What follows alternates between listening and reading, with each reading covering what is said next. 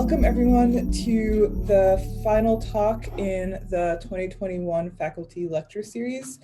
My name is Siobhan Robinson and I'm an assistant professor in the psychology department, and I'm also a member of the faculty lecture series subcommittee, which is headed by Stephanie Solom and also includes Greg Mitchell, who's the chair of the lecture committee.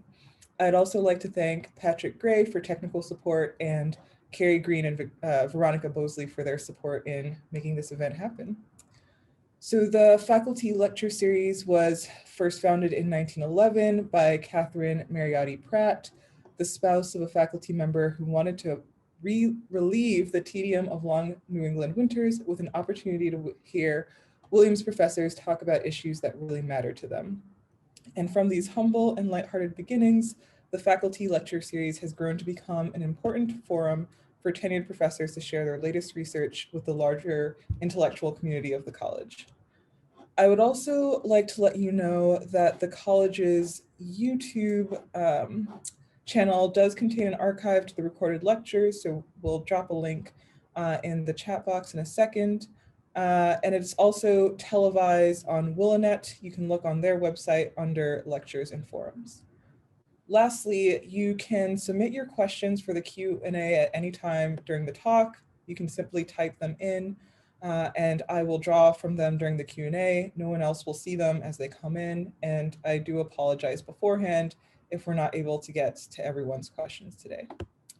And so with that out of the way, I am very happy to introduce our speaker today, Kelly Shaw, who is an associate professor of computer science at Williams College. She earned her BS in computer science from Duke University and her Ph.D. in computer science from Stanford University. Her work explores ways to improve the interaction between computer hardware and software in order to make applications run faster while functioning correctly. And the title of her talk today is Smart Home Devices, Why They Don't Always Work Correctly. So Kelly, please feel free to take it away. Thank you, Siobhan. I am just setting up, oops, hold on a second here. Setting this up to share correctly. So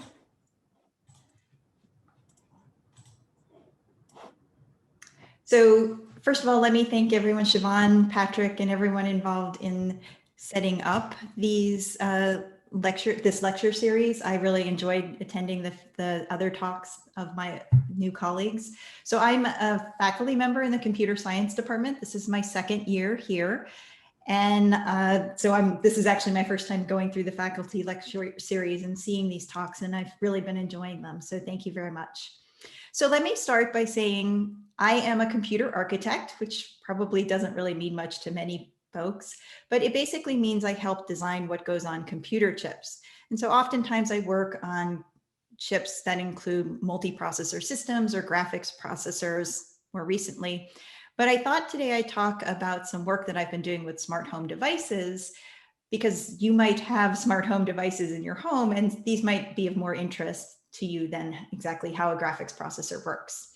So what I wanted to do today was sort of explain how they work and then explain some of the work we've been doing on identifying problems that exist and potential solutions for those problems.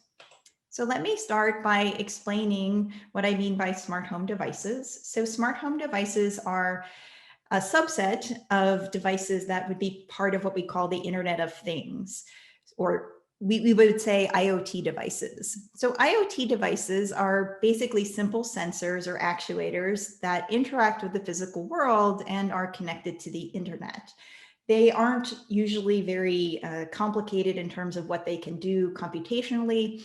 Instead, they connect to the internet and the cloud, where there are compute servers and data servers that can process their inputs that they send, store application data, run an application in response to information they get from these devices, and then make decisions about whether or not they should send commands back to those devices in order to perhaps turn on a light or change the thermostat or whatever the device is capable of doing.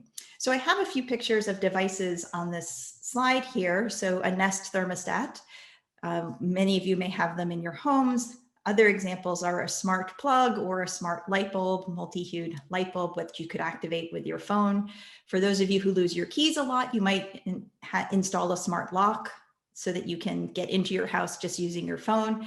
And then a sort of simpler, more sensing oriented device might be a water sensor that you connect to pipes in your home.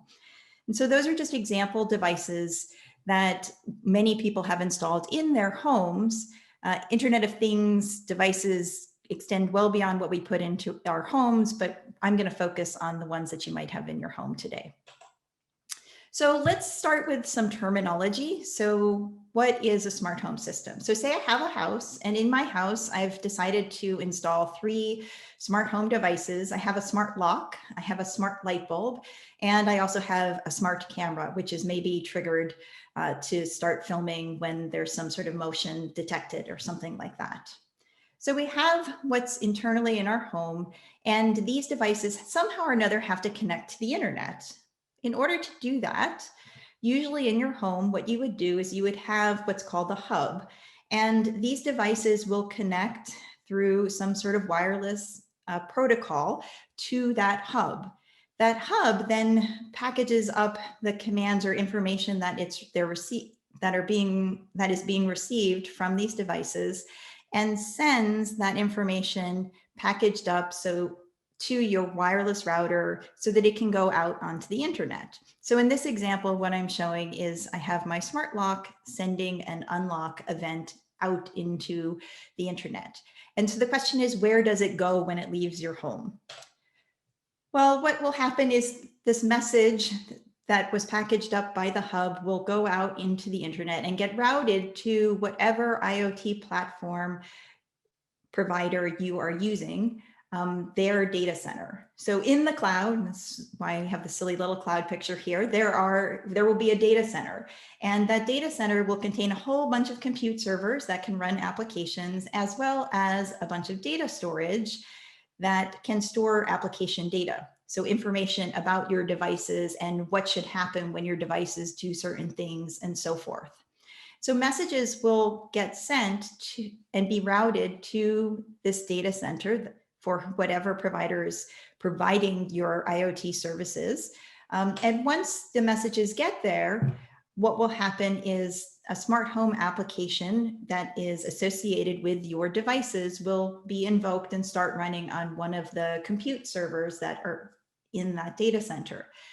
It will take the information that came in from your device and use it to make decisions about what actions should be performed, potentially reading and writing data that is stored in the cloud in order to make its decisions. Once it makes those decisions, might also store some information in that data storage.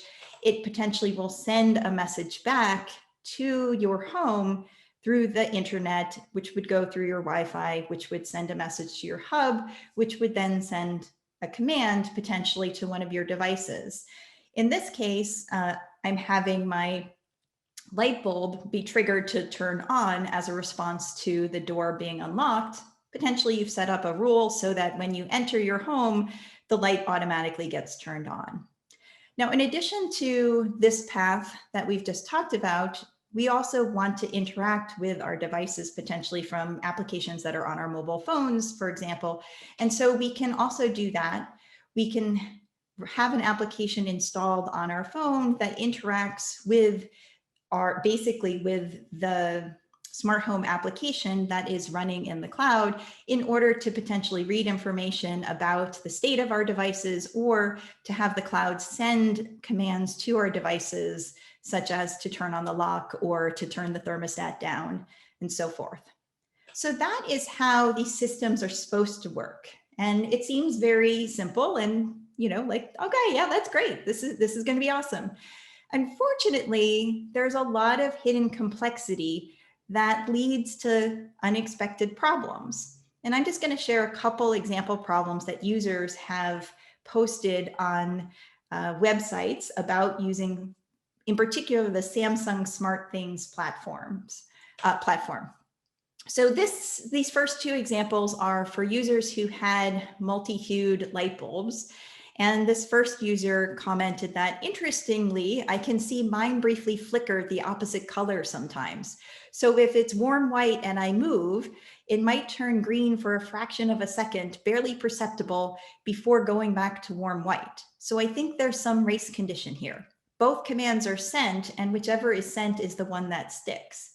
So there's some timing issues that are going on here that cause unexpected changes in your actual physical devices, which generally speaking, nobody wants. Nobody wants your lights to flicker when you're at home, and even more oddly, go to a strange color that you weren't expecting.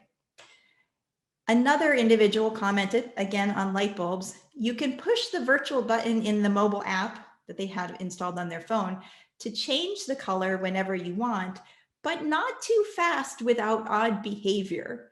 Meaning if you try and change the lights too quickly, or what color the light is too quickly, then all sorts of wacky things may happen at the physical devices. These are somewhat annoying, but you could probably live with these. But the last one I'm going to show you is a little bit more disconcerting. So this individual wrote, my SmartThings setup seemed to work pretty well in the beginning, but now, probably since the last update, it has been acting really flaky. My son has a SmartThings presence sensor, and it will randomly say he just arrived home when his sensor has been in the house all day sitting on a shelf. I think they mean when his son has been in the house all day sitting on. Well, actually, not sure on that one. More importantly, we were robbed when we were out on vacation. This is the scary part. I had it set to armed away. The logs show the motion of the robbers, but it never sounded the alarm or fire off the Sonos speakers. They were set to do a separate alarm sound and dogs barking when the siren went off. Last night, we came home and our Android phones dinged saying we had arrived home. Normally, that disarms the system as it should, but when we walked in, the alarm went off.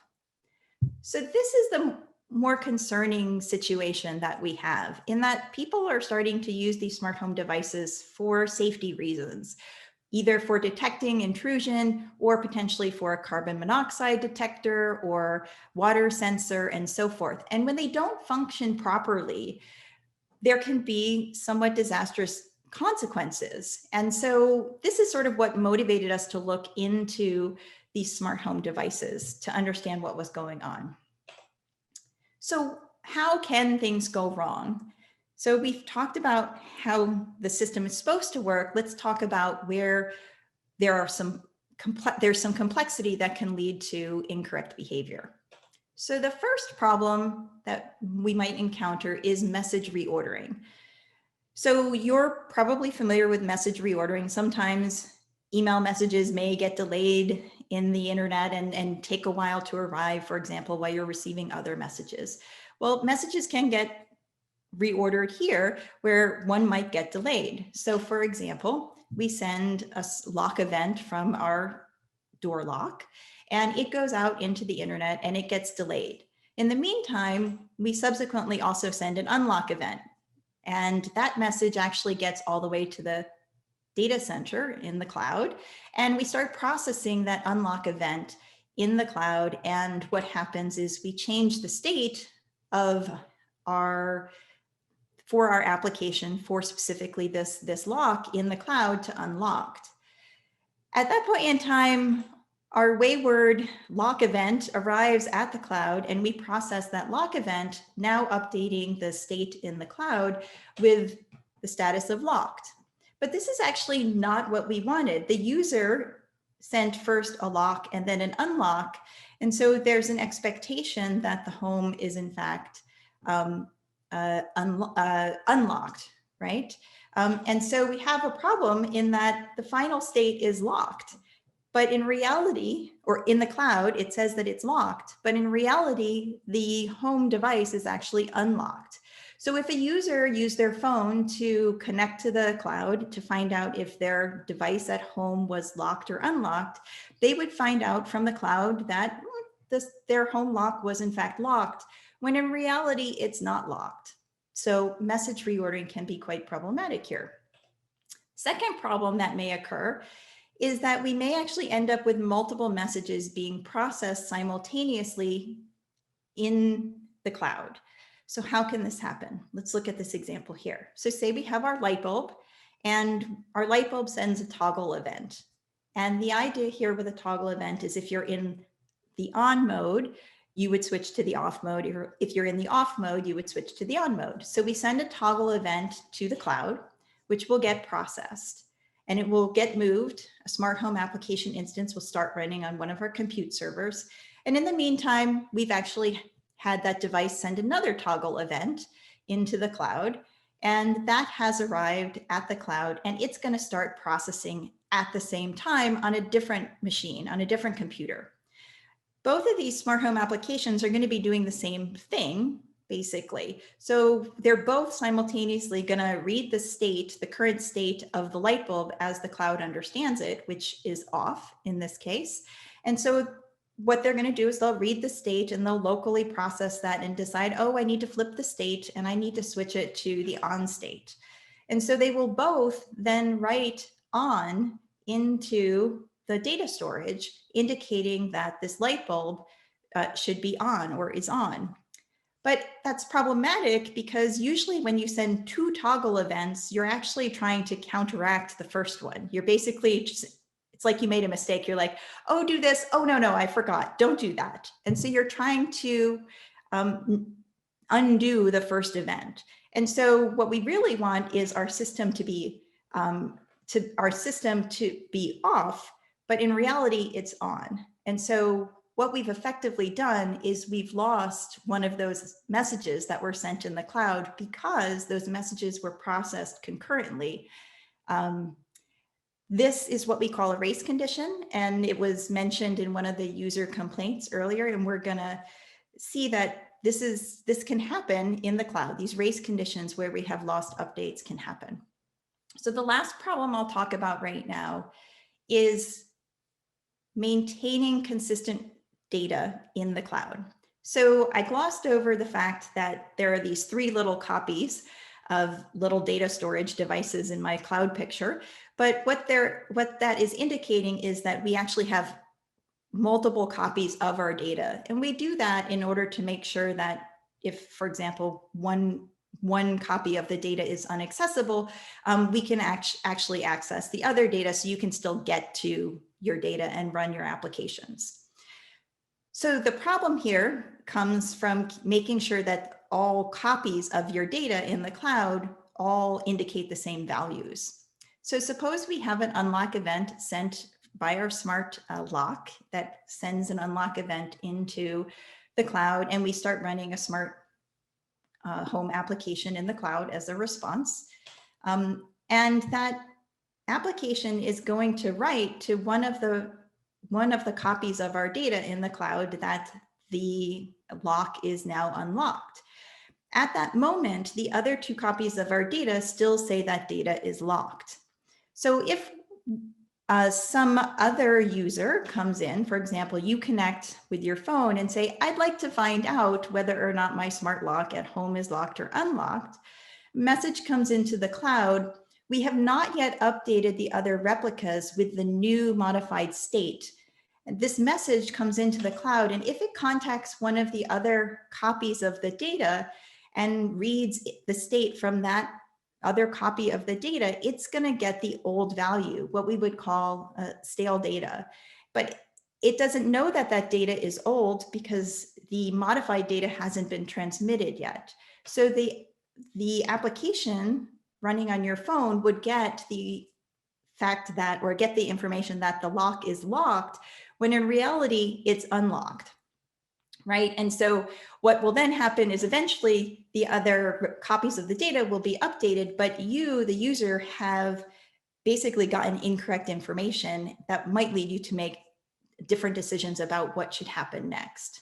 So meaning you might not realize that your home door is unlocked because you just got told it was locked. So these are three different problems that can exist in these systems. And we thought these were really interesting problems to look at. And so what my collaborators and I did was we decided to go ahead and see if these issues were apparent, if we're encountering these issues when you ran your smart home devices using the Samsung SmartThings platform.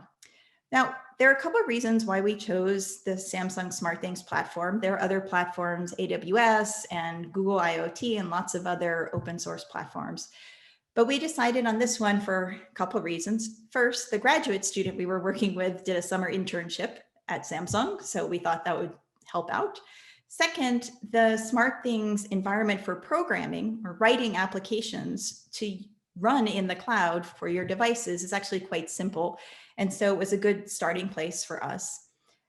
When we started this work, there was a large number of user installations of SmartThings devices. So we thought that would be a great place to start. People were interested in using this platform. And there was also a vibrant user and developer community that developer community was actually quite generous in that they were sharing the applications that they were writing. So there was a large set of publicly shared smart home applications for this platform. So we decided to try and see and test the system to see if we could encounter message reordering problems as well as the issues with respect to having multiple messages being processed concurrently, which potentially would lead to lost messages. So what we did was we decided to test out an installation of Samsung SmartThings. And in order to do this, we do something that may seem a little bit bizarre to you, but we're going to try and test the system at sort of rates. We're going to send messages into the system at rates that you wouldn't normally do as a human. Because what we want to do is try and make it so that unlikely timings and weird things like messages being delayed in the system or timings where multiple messages are being processed at the same time actually can happen. And so by sending lots of messages in the system at fast rates, that increases our likelihood of creating bizarre or weird situations. So what we did was we created an application that contained a single value X that would be stored in the cloud. And what would happen on every message that we sent is that the smart home application would read the value that was in X, where X was just a whole number, and it would just add 1 to that value and store the value back into the cloud storage.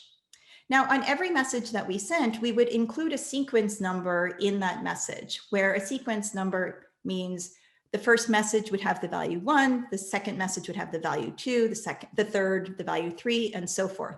And we did that in order to be able to determine whether or not messages arrived and were processed in the order that they were sent. So we ran this application and this test, and we ran many tests actually. What we did was we ran a number of, or sent a lot of messages into the system at a rate of 5 requests per second. And then we did another experiment where we sent a lot of messages into the system, 10 requests per second, and so forth. And my x-axis here is showing the different rates that we tried. And what we did was we looked to see, one, whether or not we had message reorderings, that's the upper line here. And we also looked to see if we had if we were able to observe any race conditions. And that's where we have multiple messages being processed at the same time. And consequently, some of those update messages, some of those increments of our variable would get lost. And what we found was, well, yes, in fact, both of these were problems in the Samsung SmartThings environment. And as we increased our rate, the number of requests we sent into the system in a given second, the number of problems that we observed would increase over time. So this isn't good. And we were like, okay, that's not good. We should go ahead and try and fix that. And so we came up with an approach to try and fix these problems. We call this approach OKAPI. In computer systems work, we like to come up with funky names for our projects. So OKAPI. And what we did was, first of all, we couldn't modify the Samsung SmartThings platform because we didn't have the software. We couldn't change the code. So we had to work outside the system in some ways. What we did was we made it so that messages that were being sent from your home environment to the cloud would contain a sequence number. And then what we did was we also created a separate external synchronization server. So this was just a computer that was going to run some code for us. It would receive web requests, HTTP requests, but for every application, it would contain two pieces of information. It would contain a sequence number, which indicated the next expected sequence number to be processed. And it would also contain what we call an atomic lock. A lock is something that prevents access to data in this case. And so what it does is we use it in order to make sure only one application can actually read or write the application data at a given point in time. And so what we did was we also added to our smart home applications references or accesses to a little bit of software library code that we created, which we called our OKAPI client. When an application wanted to write to or read data that was stored in the cloud, we would have it first contact our client, so run some of our code, and that client code would send a request to our synchronization server that included the sequence number associated with the event that was being processed. And that request would go to the synchronization server and say, hey, can I have access to this data? And I want exclusive access so nobody else can be accessing it at the same time. The synchronization server could look at that sequence number and say, well, yes, you are the next in line to run or to acquire this lock. And no one is currently using this lock, so you can go ahead and proceed. But if some other application instance had the lock, or if the next sequence number that was expected was not the one that was sent in with your request, you would be delayed. Your request would be delayed, and you'd have to wait until the synchronization server allowed you to proceed. Once the synchronization server allowed you to proceed, your application could do what it normally would do, which is to access the data that is stored in the cloud, reading it and modifying it without having concerns about other modifications happening at the same time. And then once those modifications had been complete, the application would then, the application would then send a signal to the synchronization server, releasing the lock. So the synchronization server could then allow some other requests to use the data. And then finally, your application that was running in the cloud could continue and proceed, potentially sending a command back to your smart home devices to do something in response to whatever event had come in. Now, with these modifications that we added in here, basically we were making it so that you could write applications that wouldn't have race conditions and wouldn't have message reordering problems.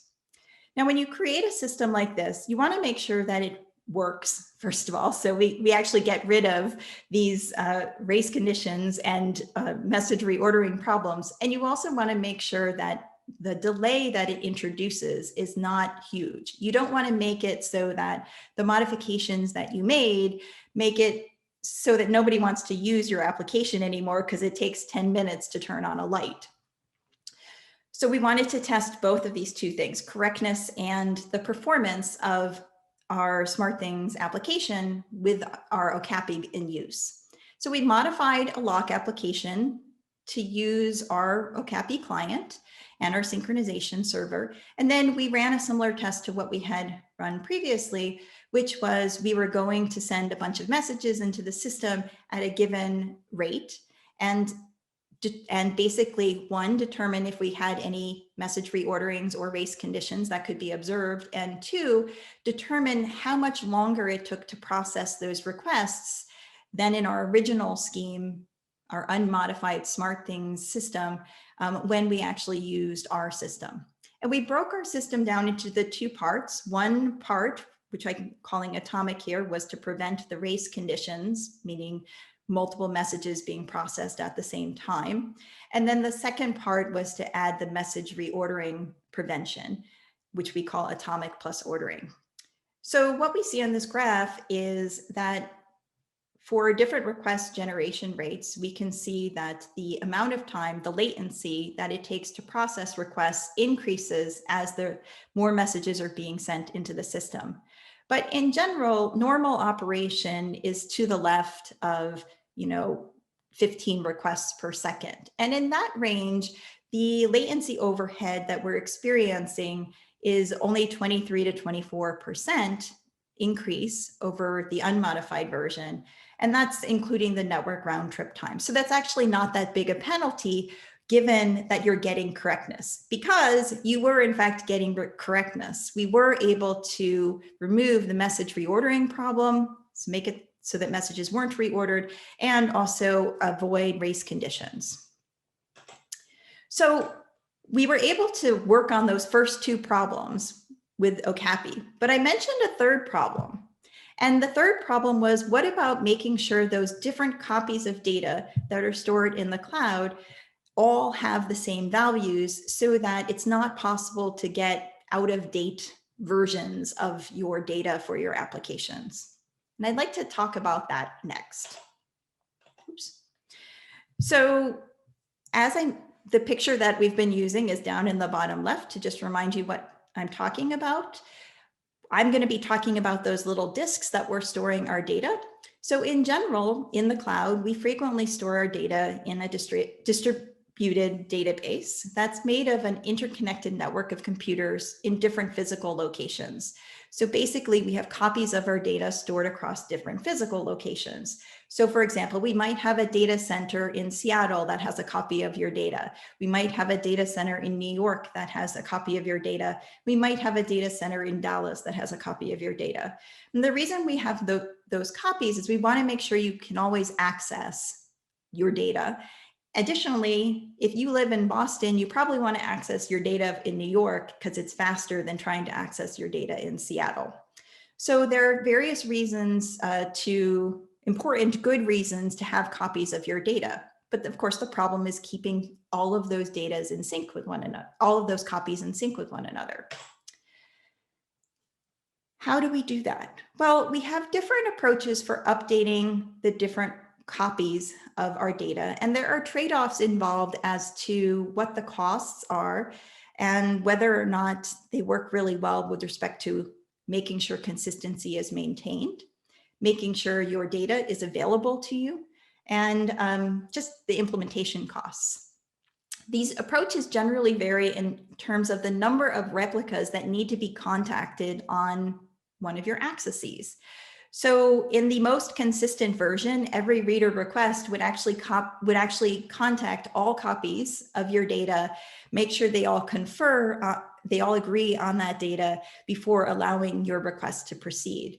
But that would be really problematic. If one of the data centers goes down, you can't access your data. It also has a high cost in terms of making it so that you have to contact all three, in this case, copies of your data and wait for those responses. So instead, in IoT systems, they frequently opt for making the approach used to update these different copies such that you only have to access one of your copies in order to read or write that data. And then those modifications that you may make will get propagated to the other copies. And the benefits of doing this are that you could always reach your data as long as one copy is available, and it's very fast. You don't have to wait for responses from all three locations. This approach, where you only have to actually access one copy, we refer to it as eventually consistent. So there are different names given to each of the approaches for keeping your data consistent across replicas, and this one is called an eventually consistent system. So let me explain what can go wrong here. So say we have three copies of your data X, and server A wants to update the data, and it will go ahead and send a message to one of the replicas, which will go ahead and update locally. And then what that replica will do is it will go ahead and send messages to the other copies of your data in order to modify them with the new value. And in general, hopefully this will work out well. Now, the problem comes when we actually have a situation where a read or a select command comes in to one of the unmodified copies of your data before the change at the modified replica is propagated to the other copies of your data. In this scenario, what happens is the request that is sent to the unmodified version is, or will reply with the old version of your data. which means you will think that the data that you received is valid when it's really out of date. After you get your reply, the other copies of your data will continue to be updated, but you don't know that that happened. And so this is called stale data, and it's not a situation we really want to have happen, as we saw earlier. Another problem that can happen is if you have two requests go to different replicas in the system. So if I want to update X to 15, and at the same time, another server is trying to update X to 30, they can go to different replicas where each replica will go ahead and make a local modification and then notify the other copies. Excuse me. Well, what happens then is you end up with this mess where both of the replicas are sending notifications to the other copies. And it's not clear at the end which version should in fact be the correct version of your data. Now, eventually, in an eventually consistent system, all three copies will end up with the same value, but that may not be the value that you expected as the user. And so that is called, we call it a conflict, and that also is problematic in these systems. So we decided to investigate this question and look if there was a way that we could ensure a little bit more correctness while still working with an eventually consistent system. So this work was done with a Williams honors thesis student, Will Burford, last year. We decided to go ahead and look into using Cassandra, which is an open source NoSQL database that is used, we believe, to back up SmartThings, but also it's used by companies such as Netflix and Grubhub for various reasons. It has the ability for us to specify the data replication factor, so how many copies of your data, whether or not we want to use eventual consistency, and it provides some other functionality allowing us to contact specific replicas. But the key here is it's open source, meaning we can look at and modify the source code. So we decided to try and first of all, check to see if these two issues that we were talking about, the stale data and the concurrent updates, actually happen. So we started by running a test where we sent a bunch of messages into the system. And what we would do is we would send an update or a write to one replica, one copy of our data. We'd wait some number of milliseconds, which we call the head start time. And then we would send read requests to all of the replicas. And basically, when we would get the responses from these replicas, we could see whether or not we got old data or the update that we had made. And this allowed us to determine what the delay was in terms of propagating one update from one replica to other replicas. And that's what I'm showing on the right here. So on the x-axis, I'm showing the head start time, how long we waited after an update before sending a request to other replicas. And on the y-axis, I'm showing you the percentage of replies that were correct. We want this number to be 1. That would mean we wouldn't see any old data. But what we see is that when we were sending our read requests at 10 milliseconds or less amounts of time, we actually sometimes would get stale data. And so we confirmed, yes, this is a problem that needs to be solved. We also sent requests into the system to try and understand whether or not overlapping or concurrent updates to data happened. And so we again sent a sequence of requests, updates into the system at given request rates, so some number of requests per second, and look to see from looking at logs whether or not these requests were being processed at the same time. And what we found was, yes, overlaps did in fact happen, and they would happen with increasing frequency at higher request rates or with bursty request rates. So we had this problem we wanted to solve. So we came up with 2 approaches for solving it. So first of all, our thought was, well, smart home devices, they're in your home, they're not moving around much. They'll probably send their requests to the same data center, so the requests will go to the same replica. So what we wanted to do was delay if 2 messages arrived at the same replica, see if we could delay the second message long enough so that the first message had time to send its update to the other replicas. And so that's what we did. We would wait to see if if a message had been sent within a certain time frame of a new message arriving, and if so, then that second message would get delayed until after some amount of time had passed to prevent multiple updates going into the system in an overlapping fashion. We also wanted to think about multiple replicas though, because we're talking about keeping these copies of data consistent. And our thought was, it would be so much better as a homeowner if you notified me that something might have gone wrong versus just letting something go wrong and not letting me know. If you let me know that something went wrong, I can take some corrective action. So what we decided to do was have this global detection scheme where on a request to update some data, what we would do is we would read information about the current state of the data when the update came in. We would send out modify requests to the various replicas.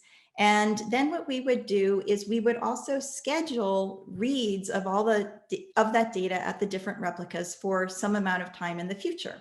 And when those reads were processed, we could look to see if those copies of that data at the other replicas were modified during the time between when we sent our update and when our read request arrived. And if it was updated, if any copy of the data had been updated before our read request arrived, we would know that there was an overlap, and we would be able to notify the user that this had happened, and they could potentially make a decision like, oh, I'm definitely going to send a new lock command to make sure that my door is actually locked, or some such thing.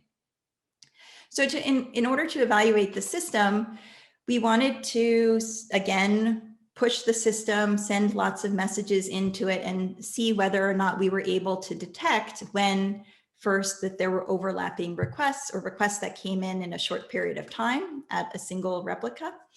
And so that's what we first did, is we send a bunch of requests into our cluster at a given request rate. And we decided on how long we should make the second request that came in wait. We varied that amount. We called it the time window.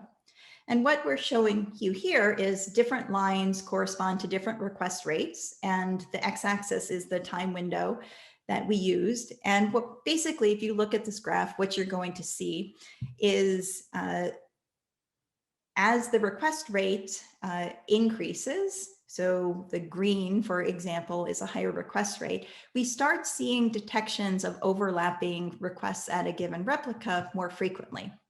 And so I forgot to mention the y-axis here is the number of overlapping requests at a given replica that are happening within this time window.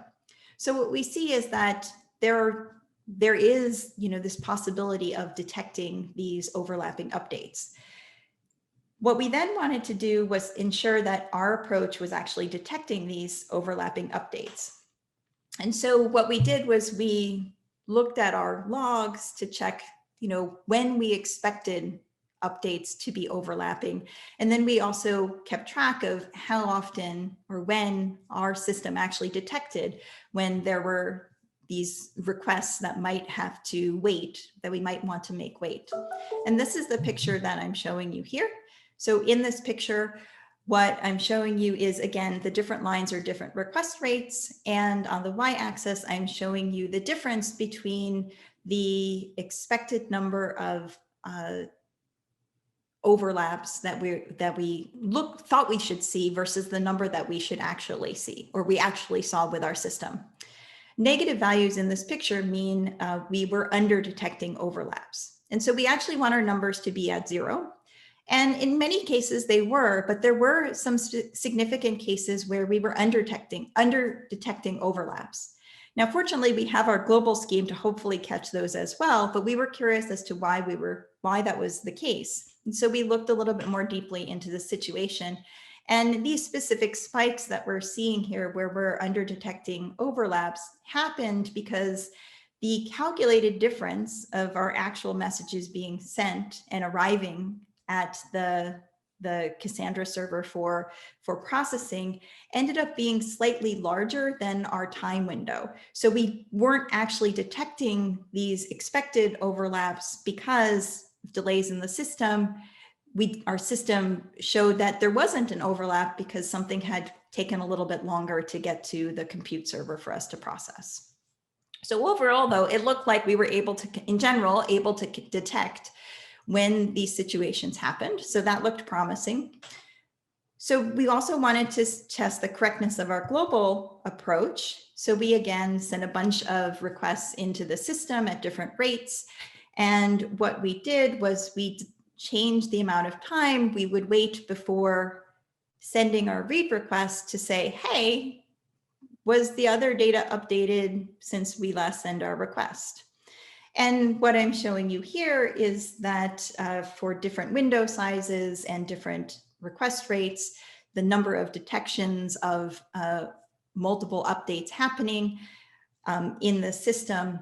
And basically at higher request rates, we would expect that there would be more potentially overlapping updates at smaller time windows. And we are seeing that, and we're seeing that there were lots of overlaps that could happen, in particular when we went to 50 requests per second. So we, again, with this system, we wanted to check if we were actually detecting all of the overlaps that we thought should be happening in our system. And so we, again, looked at our logs to try and analyze whether or not we were checking and finding all of the violations that, or the multiple updates that happened. And so we calculated the difference between the number of expected window violations versus the number of actually observed ones. And in this picture on the right, a positive value means we're over detecting overlaps. We are detecting an overlap occurred when it didn't. Now, in general, we want our number to be 0, and in many cases it is, but there were several cases where we were over detecting. And in those cases, it actually wasn't the case that we weren't expecting an overlap.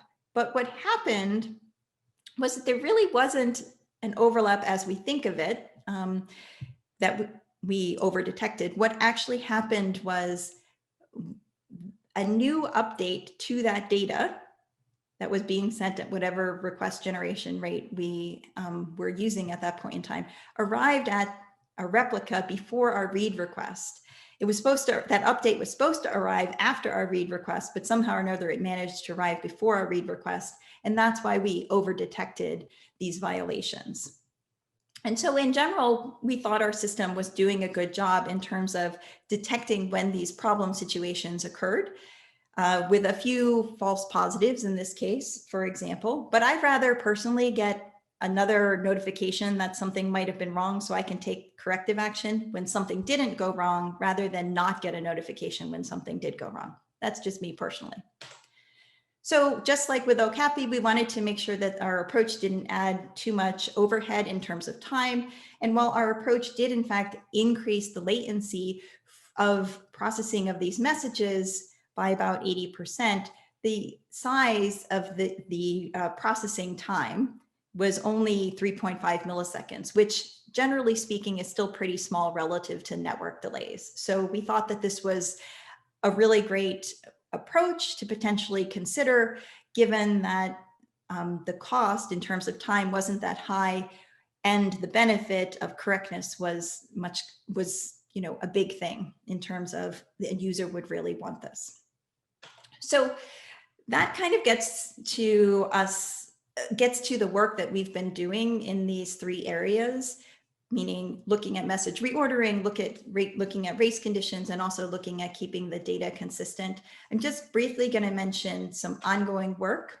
So both these ideas that I've talked about, we've actually been implementing in an open source IoT platform called the Mozilla Web Things Gateway. And we have implemented these ideas. We are currently in the process of trying to evaluate them, just as we were evaluating in our research system, to see what the overheads are and how our approaches work out. And these are just preliminary numbers. We're in the process of collecting those further numbers. And the last thing I'll mention is, the thing I didn't mention is that software can introduce problems too. Those of us who develop software, as I like to say, I don't write bug-free code. I just don't, right? And the question is, for folks who are writing these applications, are they doing a good job writing software using the tools that are provided by the different platform providers for doing message ordering and also atomicity or locking to prevent race conditions. We've looked at several different platforms, the Samsung SmartThings platform, of course, the Amazon AWS, and also the Google platform.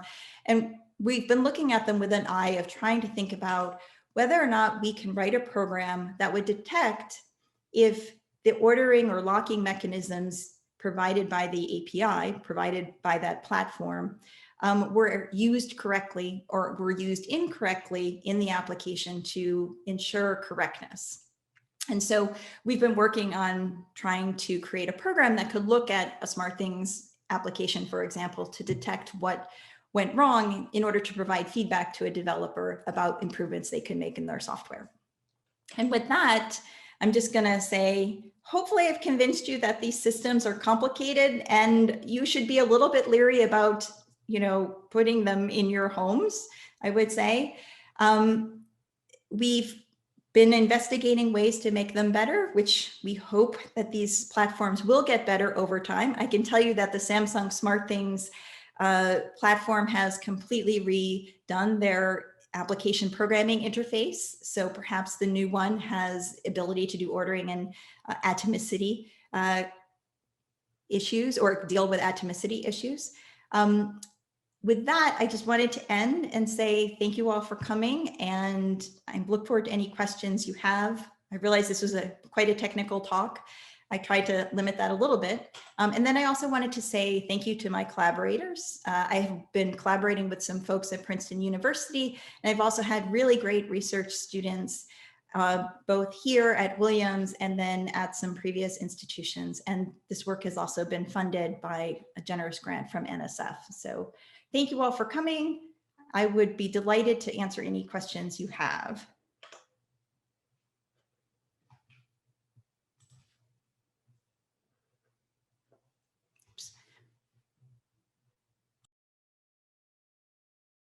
Sorry, I'm on mute. Thanks so much, Kelly. That was a really fascinating talk. I definitely learned a lot, and now I feel like I can be justifiably annoyed with my smart devices. So we've had a few questions pop in, and I'll try to get to as many as we can.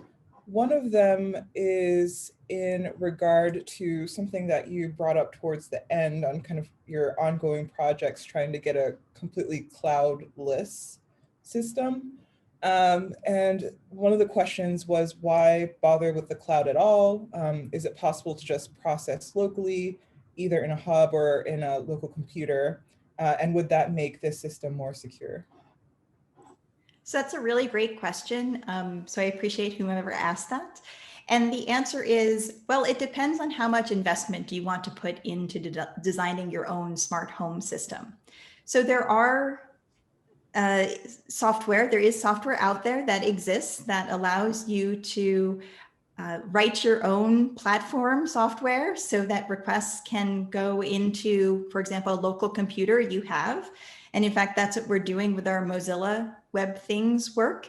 And so if you're interested in putting in all the effort to run that platform on a computer or a Raspberry Pi in your home and also maintain that system, there are some real benefits of just doing that locally. So if your internet connection, for example, goes down, you could potentially still interact with your devices in your home because they're just connecting wirelessly to a hub that's connecting directly to your computer.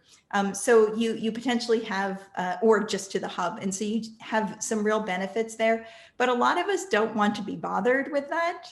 Right? Like you really, I love writing code. Okay. I will just say that I love writing code. I love getting a chance to write code, but I like doing other things too. And I recognize that not everybody likes writing code. So for those folks who still want to have the advantages of these smart home devices, they're not going to want to set up a computer in their own home. They're going to want to use the cloud. So unfortunately, that's not a very technical answer, but it's really about what do you want to spend your time on? No, that's totally fair. Another question that is popping up a lot is 5G. So what will 5G mean for the Internet of Things? Will it help with reliability, less errors? What do you think? So I haven't really thought about this much. So, you know, in your home, the communication is all through some sort of wireless protocol, right? So you're not going to be necessarily impacted there. And in fact, a number of the devices or the protocols that you're using in your home for smart devices are lower power and slower than, for example, Wi-Fi, for example. And there are good reasons to do that in your home. With respect to, transmitting out of your home, right? The transmission out of your home is going through whatever internet protocol you have into your home. So I'm not quite sure what the expectation would be in terms of how 5G would be helpful with respect to this sort of setup. And do you feel, are there particular devices that you think people should not be connecting to Internet of Things, either because of poor functionality or security or some other reason? Yeah, so that's a really great question. I'm not going to say yes or no to anything. There are lots. I would say that you want to be aware of the concerns. For example, there have been some real concerns about, I think in Germany, for example, about interacting with a doll, like a doll that had Wi-Fi connectivity and you could speak to the doll with somehow or another, it was a security protocol. And because it was for children, there were some real concerns and I think they took it off the market. So there are definite sort of security concerns there. I personally don't have any smart home devices in my house other than the ones I use for research. I think there are real advantages to using them. I think that, for example, water sensors would be a great one to use. I don't know if I would personally connect my carbon monoxide detector or my smoke detector to my smart home devices. I think I probably want those to be standalone. I do know I have a colleague or friend, I should say, who works at Nest and has for a really long time. And we were talking recently about, as we talked about the fact that I was going to give this talk, we were talking about the extra hoops they have to go through in order to create security system related technology to work with Nest. And so there are other steps that are put in place that providers and developers have to put in place. They have to meet these requirements. So, they're a little bit more secure than potentially, I would, if I was developing something in my home, like something that they develop would be much more secure. But we all also may have noticed that Nest had a problem a few months ago. My friend was on call that day at 4 a.m. receiving all the messages because the Nest internet platform had gone down and people couldn't connect to their devices. And so that happens, right? You have to figure out what you're comfortable with and what you're not comfortable with. Safety for me is not something I'm comfortable automating quite yet, but other people might be. Okay, that's fair. We have a couple more questions. Do you feel? Yes, go ahead. Thank you. So one attendant asked, how does this connect with edge computing? And how will the local compute power of these smart devices evolve over time?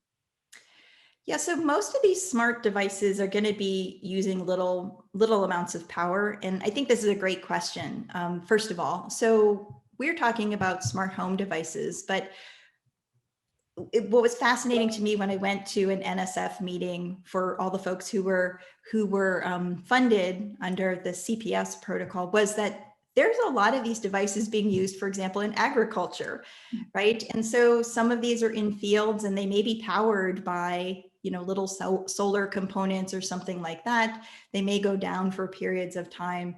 And so, in general, we want to keep the power needed by these items to be pretty low.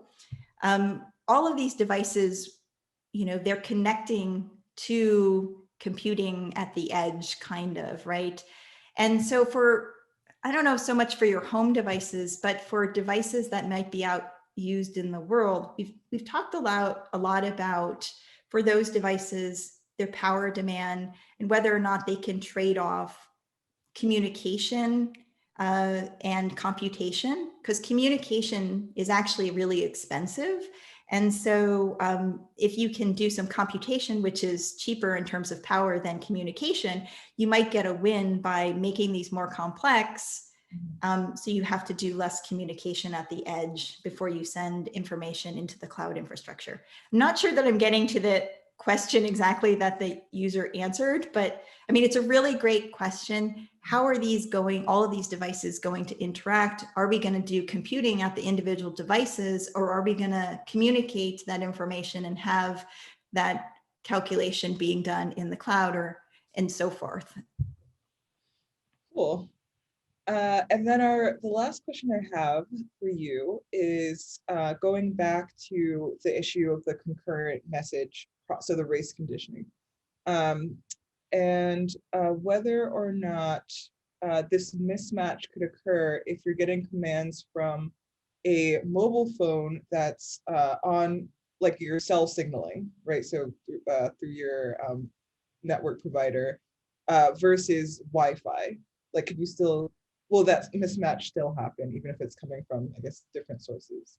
Right. So great question. So there's actually two sort of thoughts about, or two parts to this question. So one is, first of all, the concurrent processing of requests that happens in the cloud, it's not particularly, the cloud doesn't care where the requests came from. If they came from your home or if they came from your phone, the cloud is just going to see, oh, here's an event that has arrived, and I'm going to start up your smart home application and process it.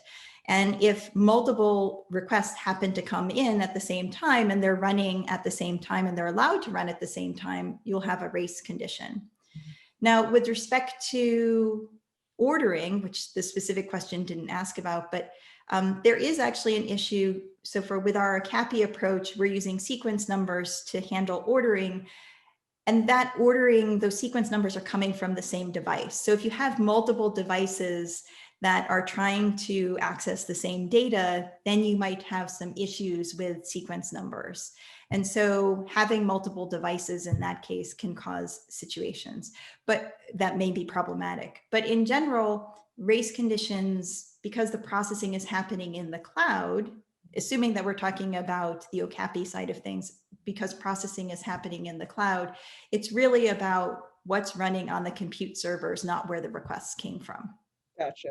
So it would be more of an issue if like everyone in the house was trying to turn the lights off and on, right? As opposed to yeah. So like if you could be really awful and like have one person, you know, like trying to physically turn lights on or off, and like someone outside the home sending signals to turn them on or off. And the mismatch and the mixing of those requests, who knows what exactly would happen if race conditions are allowed. Handling those issues. Well, yeah. And you should go outside and talk to the person is basically what you should go and do. Well, thank you so much, Kelly, for your talk and for answering all of those questions. Well, thank you for the great questions. Thank all of our attendants for joining us today, and we look forward to next year's series. So enjoy your weekend. Thanks, everybody.